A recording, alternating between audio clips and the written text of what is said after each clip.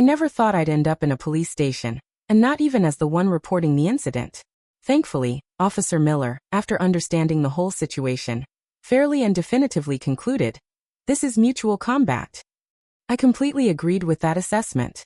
Cupping the disposable cup Officer Miller had just handed me, I took a satisfied sip of hot water. My mouth tasted of rust, and blood trickled from the corner of my lips. I watched my swollen face reflection in the window, a grimacing smile spreading across it. Fighting with my boyfriend to the point where he called the police. The whole story was actually quite straightforward. Today, June 26th, was Kevin's birthday. After 5 years, our relationship had smoothly entered the nothing left to say phase, but 5 years was a long time. To try and salvage what felt like a dying romance, I cooked a table full of dishes. When he got home from work, he seemed unenthused by the meal. I told him to wash his hands, and he casually placed his phone on the table. This small action triggered my intuition. I flipped the phone over just as a text message came in. "Baby, are you home yet?" "Yes, I'm home." Not only was I home, but our relationship was also at its end. The intuition of infidelity never misses. I gently leaped up, and so did Kevin from the kitchen. He lunged like a wild dog out of its gate, trying to snatch his phone. I wouldn't let go. We struggled with all our might, pulling and shoving until the violent collision overturned all the tables and chairs. I asked him, "Are you going to hit me?" The words had barely left my mouth when I saw Kevin lunge. He wound up his arm and slapped me. The force he wanted me dead. How could I let him off easy? After all, we were former soulmates. Ironic. We fought fiercely, tearing the house apart, and in the end, I won by sheer persistence. I really do have perseverance for everything I set my mind to. Although there was a significant power disparity between us, I was sincerely ready to go down together with him. And he still had his baby to cherish, so there was no need for us to destroy each other. So he called the police. After understanding the situation, the officers suggested we settle. They didn't take sides, simply because the results of our battle were equally striking. Although Kevin threw the first punch, I'd beaten him until he was covered in blood, not a single spot on him unscathed. Kevin was stunned, his face full of disbelief. I could tell he was still expecting the police to serve him justice and make me take the fall, thinking I wouldn't actually kill him. He thought I was worthless. I watched him flailing, then saw the police reprimand him. "You hit the young woman first and did this to her. Her fighting back would be considered self-defense if she pressed charges. Do you still think you're in the right? If you don't want to settle, we'll proceed according to procedure." Kevin visibly wilted. A record of mutual combat would be added to his file, and no one could escape it. With a good job, he had no choice but to settle. He said to me, "I don't blame you for hitting so hard. I'll cover my own medical expenses. After all these years, once today is over, we're even." With one sentence, he tried to manipulate me 3 times. It seemed my core stability during our relationship was quite something. The delusion that he was superior to me to give him a chance to truly understand me. I solemnly told the police, "I won't settle." Skipping past the shock and self-denial of being cheated on, I went straight to anger and aggression. Kevin was clearly shaken by my ferocity. His fantasy of a male protagonist script never included a character as headstrong as me. He panicked and tried to appeal to my emotions. I told him to get lost. He thought I wasn't rational. I agreed with his judgment. I wasn't just irrational. My adrenaline was at its peak. He told me I was crazy. I passionately told him, "You haven't seen what real craziness looks like yet." He looked bewildered. I was completely unyielding. Our conversation eventually reached a stalemate. Since I insisted on not settling, the police told us to go get our injuries checked. Leaving the police station, I went to retrieve my car alone. On a whim, I took a selfie at the police station entrance and posted it on social media, blocking a few people. My breakup with Kevin was announced to the world. Forget about making peace or making a graceful exit, there was no way. How dare he cheat and then hit me? I'd flip his world upside down. My social media post was quickly flooded with comments. I smiled, satisfied, even though my wounds hurt. My smile was both odd and terrifying. Then, with a swollen face, I drove to the hospital. After my checkup, I bought some street-side noodles, ate them, and went home to sleep. Kevin and I had been together for 5 years, but our finances hadn't significantly merged. We had our own residences, which felt especially precious after the breakup. The next day, my face was swollen. I went to the office fearlessly. The fight had happened, and I refused to settle. I had to go to the company to see if there would be any repercussions for my job. At the office, I took the express elevator to my office. When the door opened, I unexpectedly saw my boss, Ethan. He was leaning against his secretary's desk, tall and powerfully built, with an imposing presence. Just by his appearance, you'd think he negotiated deals with his fists. The secretary was nowhere to be seen. He looked me up and down with a neutral expression, showing no surprise. After assessing my miserable state, he calmly asked, "Did you lose? Win? Or are you a god? Did I forget to block my boss from my social media post last night?" I was puzzled but didn't hide anything. This was exactly why I'd come. I calmly replied, "I won. Won the battle." Mentally, Ethan was notoriously good at cold-bloodedly hitting where it hurt, and he loved tearing down people's pretenses to their face. His family's steel empire had made their fortune, but he chose B2B sales, making waves in the industry with his sharp personality and formidable skills. He hadn't been beaten yet, likely because others couldn't beat him. With his fighting prowess, he was certainly qualified to comment. I ignored his strange question. "I'm not planning to settle. There will likely be a criminal record in my future file." "So it's 1,000 enemies damaged, 800 self-inflicted? Is it inappropriate to just stand there and take a beating without fighting back? Is it appropriate to have a chicken fight? At least I didn't lose. But you clearly could have destroyed him, yet you chose to beat him up." Ethan was unusually talkative today. I chuckled. "Are you being so overly sarcastic because I'm influencing your mood?" Ethan was immediately speechless. He hadn't expected that under his sarcasm, I could turn the tables with such a devastating blow. At this point, whether he denied or admitted it, it would look like he was trying to cover something up.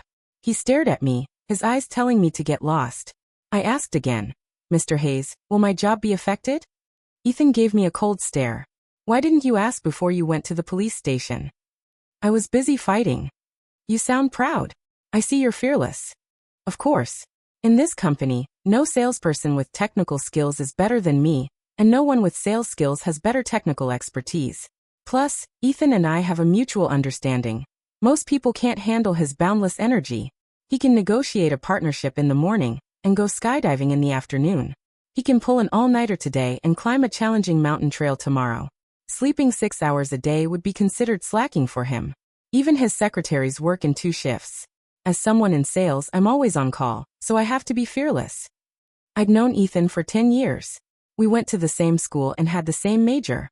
The reason for my career's wide scope was that when he was in college, we initially had little contact until one day, we were grouped together for a team project. Anyone who could get into our school was intelligent enough. In a campus full of top students, Ethan was still outstanding. Before I knew him, I'd heard rumors, but after meeting him, I realized those rumors were shallow. His professional direction was strong, his entry points unique, and his predictions for industry prospects were accurate 7 or 8 times out of 10. He wasn't just smart. I saw a bright future in him. This person was someone I could really get along with. I decided to share both honor and disgrace with him. Student socializing starts with eating. I began inviting Ethan to meals frequently, and he never refused. We extended our love for learning from the classroom to the dinner table. After being dinner buddies for over 3 years, one day, as I was eating pork over rice, chewing on a carrot slice, I heard him whisper in my ear, "I'm planning to start a business. Interested in joining?" I was instantly thrilled, almost bursting with excitement. I thought, "Brother, I've been waiting for you for years." But on the surface, I calmly chewed my carrot slice. "Oh, so sudden?" Ethan glanced at me. "Stop pretending. How many meals have you invested in me as a resource? Don't you want to get your money back? Think about it and be ready." Amidst my excitement, I was a little curious and couldn't help but ask, "Actually, many people probably want to start a business with you, right?" He said simply, "Others are interested in my body. You, however, look at my brain." I was shocked. "Didn't you realize you had a brain throughout your entire life?" I rolled my eyes for the first time in my life. No one can keep up with my brain. "That's not true. Our rhythm was quite smooth during group projects." "That's because of you." I understood. He meant I could tailor my approach. When highly intelligent young people get together, it's inevitable that no one wants to submit to anyone else. Disagreements are common, and things ending badly aren't unheard of. But luckily, amidst their arrogance, there was me, good at navigating tricky situations. How precious was a group that managed to avoid laziness and shirking responsibilities. How could I let it fall apart? My parents always taught me from a young age, When you encounter a problem, solve it.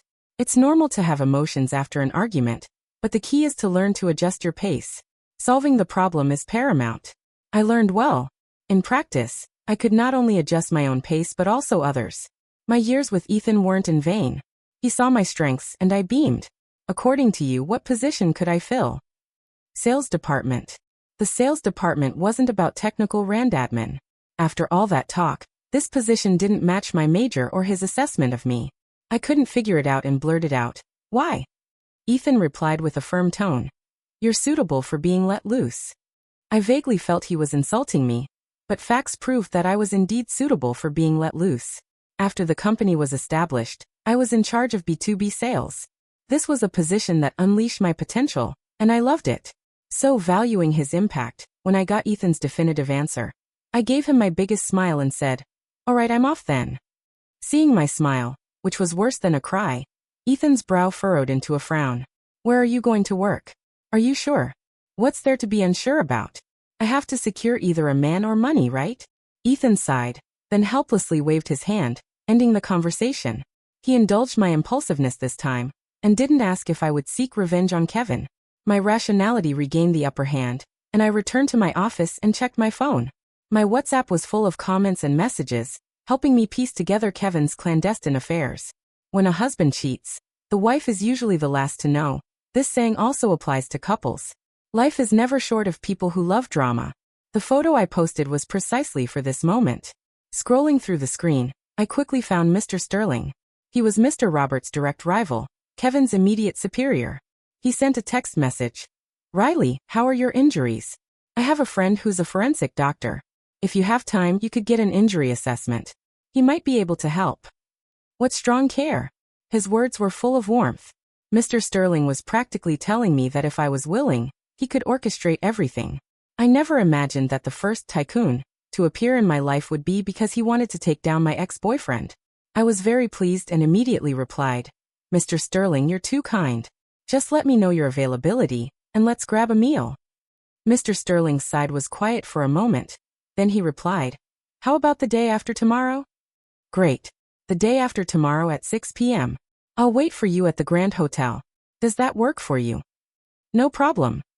And we signed off. This is the good thing about our line of work. Clients are friends and profit always comes first. It's all business, and it's a jungle out there. In a company like Kevin's, where everyone is replaceable, there are too many competitors. One wrong step and you can be ruthlessly taken down. However, directly destroying Kevin wasn't my original intention. My biggest wish was for him to be utterly worthless, just as he had tried to make me feel worthless at the police station. I checked my phone again. My blacklist contained nearly 100 calls and texts from Kevin. Even without opening them, I could feel his frantic desperation. I didn't get this much attention, even when we were deeply in love. Hatred is indeed more deeply etched than love. Knowing he was panicking, I felt balanced. I put down my phone and started working. Time flies when you're focused. In a blink, it was quitting time. My department, aside from client entertainment, didn't have a habit of working overtime. My assistant came over and asked if I needed him to stay and help, which he usually didn't ask. Salespeople are very observant, and I could see the sparkling desire for gossip in his eyes. I told him to go home. He nodded normally. "Okay, Ms. Riley, you should also leave early." The vast sales department emptied with a whoosh, leaving me to continue typing away. The breakup gave me time to work harder. Work could alleviate my sadness. No one could bear this heartbreak for me. I had to shoulder everything myself, the swift upheaval of a 5-year relationship. When someone has already turned away, I have no reason to hold on. Even with endless reluctance, it cannot excuse his betrayal. How to endure the pain? Grit your teeth and tough it out. Tough out the heartache. Tough out the emotional backlash. Tough out the indecision. It was just 7 p.m. when someone abruptly pulled open my office door. "What are you doing?" Ethan's broad shoulders blocked half the doorway. "No plans tonight?" I looked up at him. "What do you mean? Are you planning to work overtime with injuries and face administrative detention in a few days?" "I'm just organizing my work in advance." Ethan had a furrowed brow. I've never heard a more outrageous reason for overtime in my life. It's the truth. He pushed the door completely open. "Come on, let's go eat. My work, even without you, still has me. The company won't collapse." "Okay," I said, getting up. "What are we eating?" You decide. I'll drop you off at home after. What we ate wasn't important. What mattered was that Ethan was offering to drive me home. I chose a Californian restaurant. While we waited for our food, I asked him if he had something to say. He was more patient than I, waiting until a table full of side dishes was served before he spoke. Are you still planning to rent out that apartment? We were separated by a vast ocean of white rice porridge and a residential area. You're afraid Kevin will bother me, and I'm afraid you'll accidentally kill him in a conflict. You really do understand me. I started seriously considering moving. Ethan scooped a bowl of porridge for me and handed it over. If you're thinking of moving, come to my neighborhood. The security is pretty good. If they can handle us, they can handle you. The security truly was good. I'm someone who takes advice, so I immediately put the idea of moving into action. Ethan was even more decisive than me. One phone call, and a professional moving team was given the password and headed straight to my place. I said, normally, I'd have to rent a place first, right? Ethan said, I have 2 apartments there. Just move in. I found him a bit too warm and asked, do you have some ulterior motive? Ethan suddenly fell silent. Do you know you're not quite normal right now? I do, of course. How many people are normal after a breakup? I said, unconcerned. Ethan looked at me, his expression gradually growing serious. It's normal for someone after a breakup not to be normal. And it's abnormal not to be abnormal. He understood that my lack of tears, fuss, sadness, or joy was, in his eyes, the extreme opposite. He was worried about me, so I had to live up to his concern. I said expressionlessly, I'm completely disillusioned with love.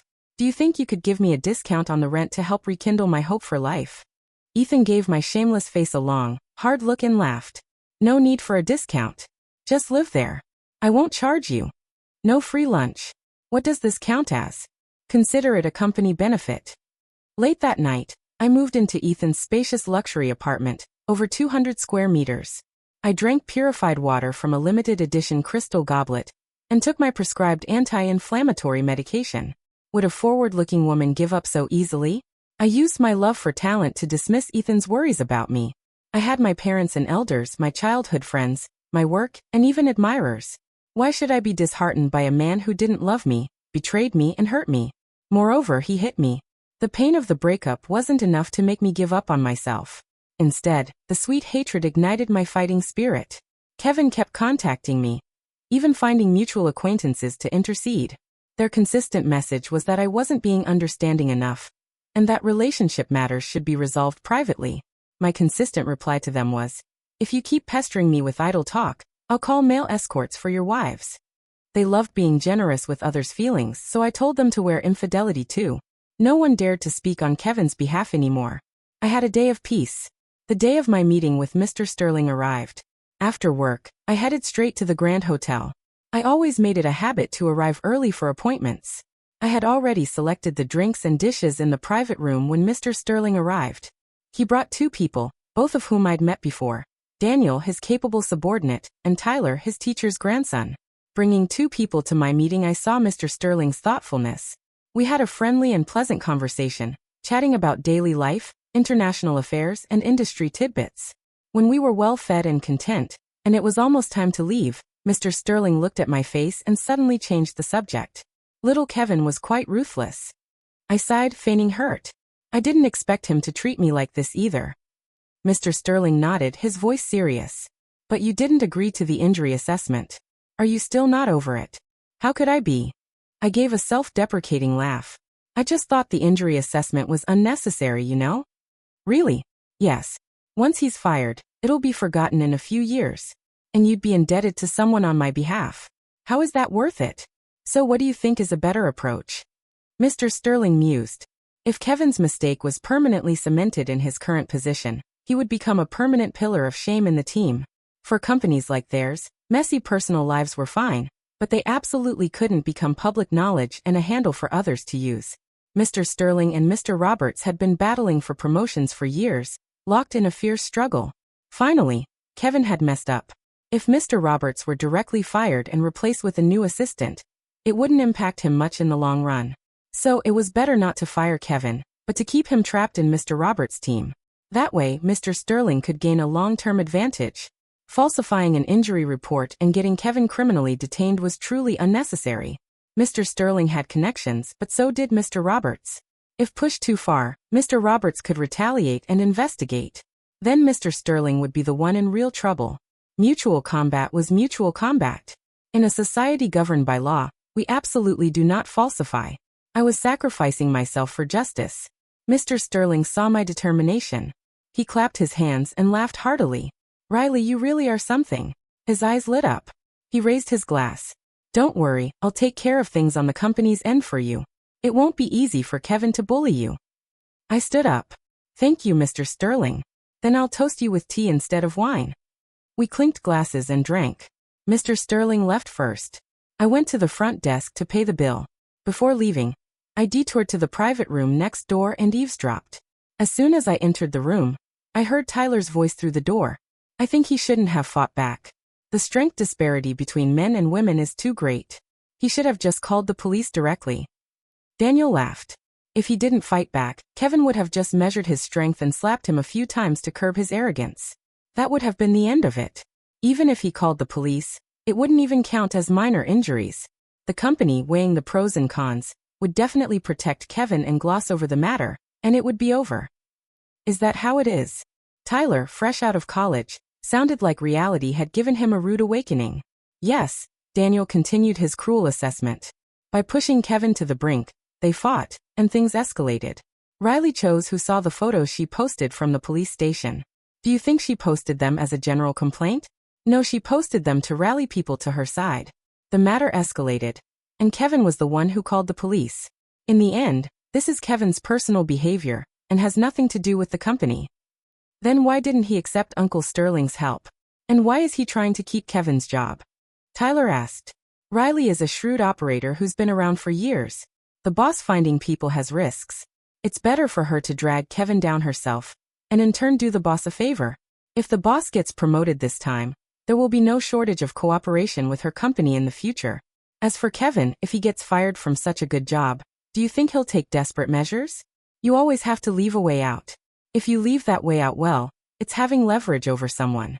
Mr. Roberts is still diligently engaging in internal conflict, and Kevin's personal conduct problems are surfacing. He's young but playing hardball. Mr. Roberts usually values him so much, and now he's been blindsided like this. He wants to fire him but can't. He'll definitely be thinking of ways to destroy him every day. It's a small gambit for a big gain, killing with a borrowed knife. In the future, when you deal with Riley, learn from her. Tyler sounded empathetic. That explanation makes a lot of sense, bro. Do people in this industry all have to be so ruthless? Daniel chuckled. You don't have to be. You have your dad. So what will the company do next? What else can they do? Handle it strictly according to company regulations. Hearing this, I left. Things were developing as I expected. Kevin and I were truly finished. Kevin was an ambitious person. He would do anything to climb the ladder. To make such a person suffer, to make them fall to rock bottom while leaving a glimmer of hope, allowing them to repeatedly face setbacks, eroding their will and wasting their years, watching their peers surpass them while they were powerless and trapped, that was his true suffering. Before the second mediation at the police station, he would definitely try to find me again. It wasn't something I could avoid just by blocking his number and moving. I made full psychological preparations. Days passed, and as the mediation date drew closer, I received an unexpected call. It was an unfamiliar number, but I didn't think much of it and just answered. Hello, who is this? There was a few seconds of silence on the other end, then a sigh. Hello, my name is Mia. Intuition flashed again. How did you get my number? Mia hadn't expected my directness and stammered. Do you know who I am? Mia, I asked first. Perhaps my intimidating aura intimidated her, as she honestly replied. I looked through his phone. He saved your number as number 1000. Kevin was damn talented. I almost laughed. What do you want? I want to meet you. Is that necessary? Don't worry, I just want to talk to you. I want to confirm how many lies he told me. Rationally, I didn't need to meet her. Kevin cheated and hit me. I broke up and retaliated. Our entanglement didn't need the details of his infidelity as proof. Besides, I already knew the general outline of his cheating. But emotionally, I also wanted to understand how many lies he had told. I accepted Mia's invitation, agreeing to meet at a hotel I frequented after work. Mia seemed a bit surprised. So fast?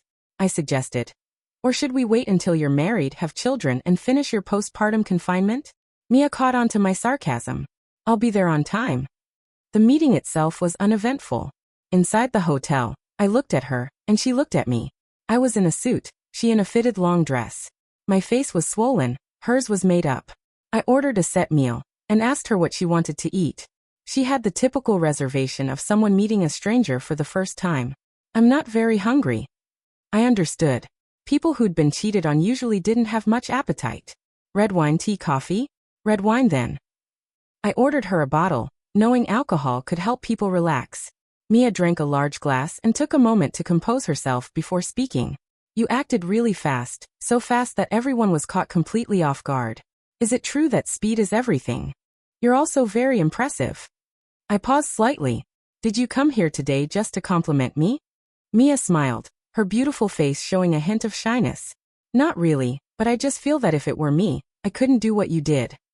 Isn't that still complimenting me? I chewed on my steak, listening as a bystander to her subsequent story. It was a monotonous tale of infidelity. Nothing more than both sides keeping secrets.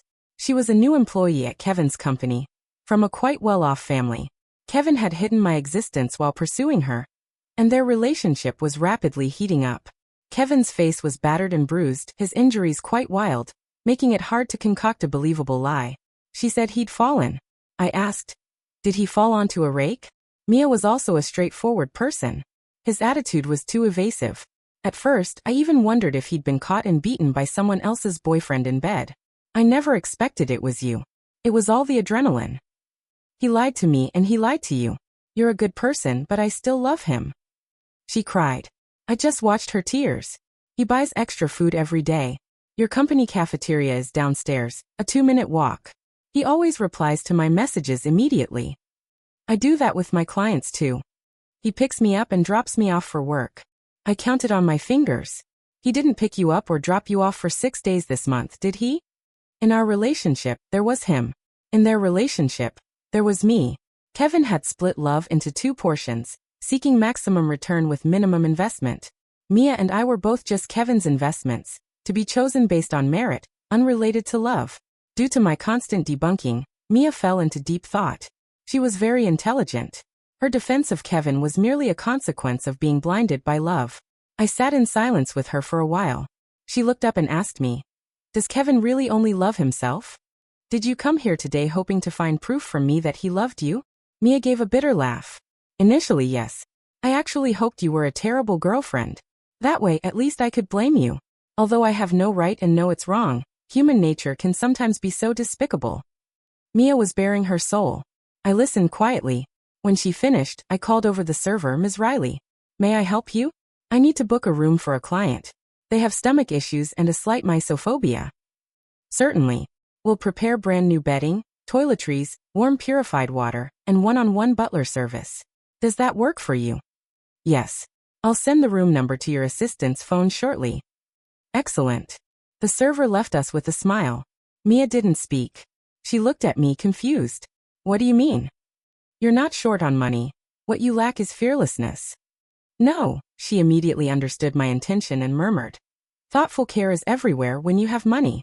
Why did the emotional value that money can buy seem so special coming from Kevin? It was because Mia believed Kevin's kindness to her was intertwined with self-interest, not realizing her value had already been secretly calculated. She was trapped, her rationality hijacked by emotion. Under Kevin's tears, she was torn. Avoidance was undoubtedly a potent painkiller, but it also prolonged the cycle of suffering. It would lead to repeated internal consumption, eroding self-esteem and state of mind, transforming her beyond recognition in her indecision. I had said all I needed to say. What Mia chose to do was her own decision. I pushed away the finished meal tray and stood up. I have something to do. I'm sorry. Seeing me about to leave, Mia urgently said, I'm sorry. I stopped. She continued. That I'm sorry is my apology for my initial malice towards you. I didn't reply. Looking at her face, full of confusion, the unease of someone new to society, the world still fresh in her eyes. I had been through this before. Without Kevin, she and I would be strangers. Perhaps we'd have professional collaborations due to our industry, but we would never be as candid and revealing as we were now. Later, she would regret it. Today is over. It's over. I nodded at her. Remember to eat well. Mia's sadness solidified in the corners of her eyes. She hadn't expected me to be so fixated on eating and drinking. I also hadn't expected myself to be so calm. Stepping out of the hotel, a familiar car slowly approached me. I bent down and greeted. Mr. Hayes, out for a stroll? 6. Ethan shifted. Let's go home together. I have a car. The company doesn't charge you. Okay. My car had been idle since I started enjoying company benefits. These past few days, no matter where I was, Ethan could magically track my whereabouts. We went to and from work together, chatting more casually than in the past 10 years combined. I even suspected that I wasn't usually decisive enough in my work, which was why Ethan was following me so closely. As expected, he asked with absolute frankness, "What did you two talk about?" I rolled my eyes internally and gave him a rough summary. He listened and then said, "You were cheated on, beaten, and sought out, yet you had the leisure to counsel her. She was also deceived, became the other woman, and was passively sought out. You're both victims, so I definitely couldn't beat her up. Do you think you talked her around? Whether she's talked around or not, it won't stop Kevin from being taken down at work. You hold a grudge against them." I glanced at his meaningful expression. Mia's dad is Mr. Thompson, right? The head of their branch office. You guessed right. You should be more careful. Surface friendliness doesn't mean true friendliness. Mr. Thompson is very cunning, you know? I actually didn't know. Despite busy schedules, understanding the overall dynamics of our partners is fundamental to our industry. When Mia mentioned his name, I had a rough guess. Seeing that I hadn't gone into the meeting blindly, Ethan's tense arm relaxed an inch. That's fine. Regarding the personnel changes on their end, submit a suitable report to the secretary's office tomorrow. At the right time, I'll have you set up a meeting. Okay. I nestled into the passenger seat, craning my neck to look at Ethan. What? Does Mr. Hayes want a drink? You want me to drive you away? I took medicine this afternoon, so that's right. How about tea then? You have to drink something. Eating something is fine too. You didn't eat enough just now. You were the one who stopped Kevin from harassing me, right? My question was sudden, and Ethan didn't answer immediately, but he also didn't show the panic I'd imagined. He drove calmly past 2 intersections before replying, yes. I also waited 2 intersections before replying. His pupils dilated. Is that all? Is it over? An adult's refusal is like feigning ignorance while knowing perfectly well. Having known Ethan for all these years, I could always read his pulse perfectly. A person who always separates work and private life suddenly breaking that principle isn't because the situation is special, but because the person is special. In this era where novelty is commonplace, I boldly concluded that the person was special enough. I ruthlessly nipped Ethan's budding feelings in the bud. With my current mindset, I wasn't suitable for a new relationship. The man who was always successful in business was so choked up he had nothing to say. I gave him a death glare. Your parents are blocking him too. Find time to deal with it yourself. Okay. Ethan's good temper was probably all reserved for me. He didn't interfere with my decisions or control my actions. Stopping Kevin was to prevent us from fighting again. Although I was sure Kevin wouldn't dare to fight again, I accepted Ethan's kindness and continued to work diligently over time. Until the second mediation, Ethan insisted on driving me to the police station. As I entered, I saw Kevin. He was in a jacket, slacks, and a white shirt. I was in a suit dress, heels, and carrying a handbag. We both looked perfectly respectable, as if we had never laid hands on each other. He approached me. "Riley, I want to talk to you." He stared at me, not even glancing at Ethan. His emotions were restrained and contained. I looked at Ethan. The words were directed at me, but the restraint was for Ethan. Ethan looked back at me, then smiled playfully at Kevin, and said to me, "I'll wait for you outside." Immediately, I saw Kevin flinch. It seemed relentless harassment wasn't just for the character in the reference. Ethan's hand had always been quite heavy. Sure, I agreed. After 5 years together, I wanted to see what other faces this person had that I hadn't witnessed. We went to a corner of the yard. He didn't apologize or show remorse, only eagerly pushed all the blame onto Mia. Mia swayed him. Mia pestered him. Mia seduced him. He was passive and innocent. He was truly desperate. I especially detested this formulaic, shameless, and despicable deflection of blame. I interrupted him. Enough. Whether she seduced you or you pursued her has nothing to do with you cheating on me behind my back. Your harm to me was your choice. I will only retaliate against you. I know what you want. I'm giving you what you want. I'm not settling. Kevin was so enraged he nearly had a heart attack. My relentless exposure ignited his fury. He gritted his teeth and said, "Riley, that's what's so annoying about you. You're too rational. Did you ever really love me? Are you now trying to blame your infidelity on my being too rational? I just feel like you never loved me. Does your feeling matter? Riley, do you have to be so cruel? We've been together for 5 years. 5 years? You didn't even last 1 second when you laid hands on me. From the moment you slapped me, our relationship was over. You calculated against me, so naturally, I'll calculate against you. What did I calculate against you? I don't love you anymore. If there's no love, we should separate. What did I do wrong?" Kevin's malicious intentions were laid bare. He never went easy on me. You were too timing, offering me a sliver of false hope, manipulating my feelings, trying to mold me into your obedient pet. Laying hands on me was the start of your test. If I hadn't fought back then, after hitting me you'd offer some sweet relief, get my forgiveness, and from then on, I'd lose my boundaries and you'd have no more scruples. Kevin, whether you're wrong or not isn't important. Whether you admit it or not isn't important. Just admit defeat. There's no point in me blaming his mistakes. I just need to point out the consequences. Striking where it hurts, that's my forte. Kevin's face instantly flushed. These are your predictions? You're being so urgent with me just because of your own paranoia. All that talk, he's all bark and no bite. Yes, that's exactly how I am with you. If you have an issue, you can propose it on your knees. Kevin lost his patience with my fearless attitude. He stopped arguing with me and directly threatened. Riley, you'll also be detained for mutual combat. Don't think only my job will be affected. I hope you clear your head. If we're breaking up, let's break up properly. I don't care about doing something out of temporary spite that we'll all regret. Indecision in times of trouble only leads to chaos. I have no interest in compromising. If you make my life hell, I'll make yours hell too. I'm already like this. How can I still coddle him?